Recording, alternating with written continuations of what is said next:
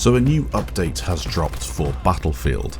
Update 4.4 should have been available to download on September the 3rd, and today, September the 5th, we will be getting access to some very interesting content, including Grind and Fortress. Now, Grind is something I've been looking forward to playing for months and months. It's one of the best modes in the game for people who enjoy those really chaotic Battlefield moments.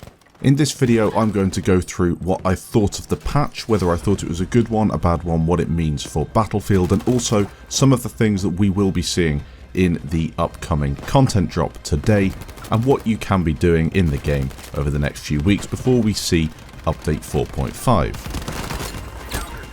One thing to note with Update 4.4 is there has been a little issue regarding the ping and a ping increase, and this has been noted by Part Welsh and Braddock, the community managers. The team are actively investigating this, as it may display an issue that may either be a connection issue, a location issue, they're not really sure. Either way, they are looking at it, and there will be a status update as we saw yesterday, and potentially a fix coming soon. The same could go for the server issues that people are seeing. This is at the top of DICE's list, and hopefully that'll be sorted so we can all get online and enjoy Grind later today.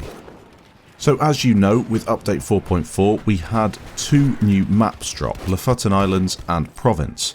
Now these two maps are not true Battlefield Conquest maps, they only support Squad Conquest and Team Deathmatch, so to many players they're probably not even worth playing. But for some who enjoy the smaller modes, maybe less chaotic moments and more infantry focused gameplay, then it could be for you. They are really on the edge of what I'd class as a Battlefield map. Yes, they do definitely count, because not all Battlefield maps have to be Conquest maps. We've seen it in the past, in previous Battlefields, where maps are limited to smaller modes. However, I would say that the game right now needs big Battlefield maps with substance. That's what we need. And in the background you can see some concepts that people on Reddit have drawn up, showing what could happen with these maps if DICE were to open them up. And clearly it's a time-based thing. A larger map takes far longer to create than a smaller map, so they went for the smaller maps in order to give us some content, but hopefully they could open them out. Or an idea I've had is even alter the maps for a 48 player mode. That's kind of halfway between 32 and 64, and it could support Grind. It maybe even could support a Conquest Small on a map like that. It would be very chaotic, infantry focused, but it would give maybe the people that wanted something a little bigger a bit of content that they could get their teeth into. Alongside the two new maps, we have two new weapons that will be deployed across the next 2 weeks with the Tides of War updates.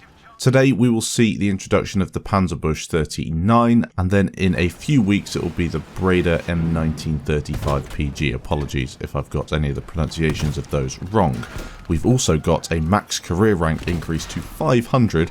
I'm not sure where they got that number from. I think they just said, how high can we make it? Let's go for 500.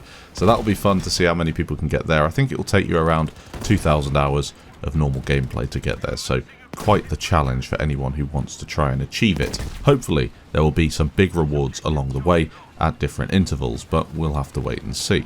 As you've seen with other update videos that you've probably watched, because this one's coming a few days later, there have been some stability changes, general stability improvements and crash fixes. DICE have also tried to resolve a performance issue that could occur when playing Firestorm. You'd break someone's armor and the game would start stuttering. That's not something that I've experienced because I don't play Firestorm, but the stuttering in the normal game has caused many frustrating moments for me, so hopefully that is gone. I haven't encountered a lot of it whilst playing, but there is still just a little bit of inconsistency there, which is a bit annoying. Interestingly, with the weapons, DICE have finally decided to change a few things. So we've got a balance across all the sniper rifles with a bit more damage there, and the recoil of SMGs has been changed as well. Some of the specializations have been altered, and I believe the SMGs now are just going to be a little stronger. Improved hipfire accuracy while jumping. This is interesting. It will definitely promote a more aggressive style of gameplay. And the vertical recoil increase on the MMGs by 150% on the first shot, decreasing to the current value starting from the 5th shot, might make MMGs a little less appealing to use from cover. I don't really think it will change much because they had no recoil in the first place, but they are saying that there will be further changes coming to MMGs in the next update. So if you are an MMG player, you might have to get used to using something that requires a little more skill than lying on the floor and spraying people who walk past. There are a whole host of fixes to different things, and this is so good to see in the update because this is what we should have been seeing every 2 weeks, every month since the game released. And we did see bits and pieces, but usually it broke more than it fixed. This update seems to have done a pretty good job of not breaking too much, but fixing quite a lot. So hopefully the next update we won't see anything broken and even more fixed. And if we keep going like this, in the next 6 months we'll have a game that people can enjoy and play without any of the frustrations. Is this going to save Battlefield? I don't think any of these fixes will ever save Battlefield 5. The thing that will hopefully save it and bring players back is the Pacific, if there are enough maps, enough content, no bugs, no cheaters, none of this stuff that really turned people away from the game, and just good solid Battlefield content. Update 4.6 is going to be a very interesting one.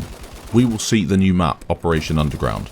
That is going to be awesome. Hopefully you guys will enjoy it. And also changes to MMG gameplay come in at exactly the same time, which is super important because the one thing that could ruin Operation Underground, in my opinion, is, well, two things really. Explosive spam, which doesn't seem to be a massive problem in Battlefield 5, but as you know, Operation Metro, Operation Locker with lots of explosives isn't that great.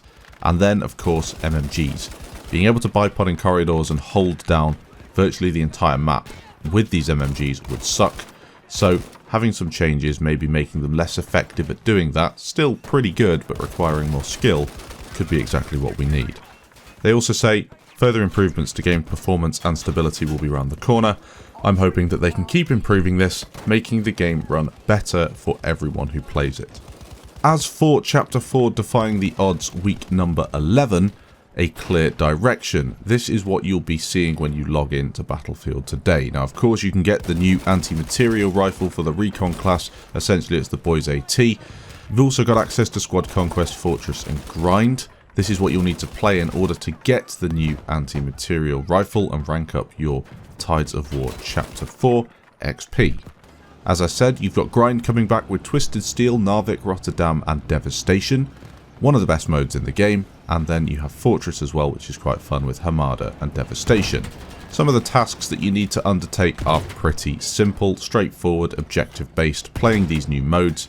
If you like the modes, it's good. If you don't, again, I think DICE should really offer an alternative such as play Conquest or play Operations, because some people just don't enjoy playing these limited time modes. But overall, I think it's going to be quite a good update.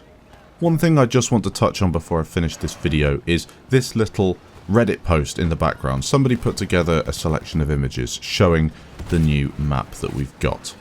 Is this what you think? Do you believe that when you have an image like this showing a large map and then DICE only produce a small part of the map, are you disappointed? Now obviously that first image was data mined or it's part of a trailer. Just because you see that doesn't mean you're going to get it. Think of all the Battlefield maps where they pan around the dead zone of the map and it looks great, and you obviously won't be able to play there because when you zoom in the textures are all really low resolution and there's nothing there.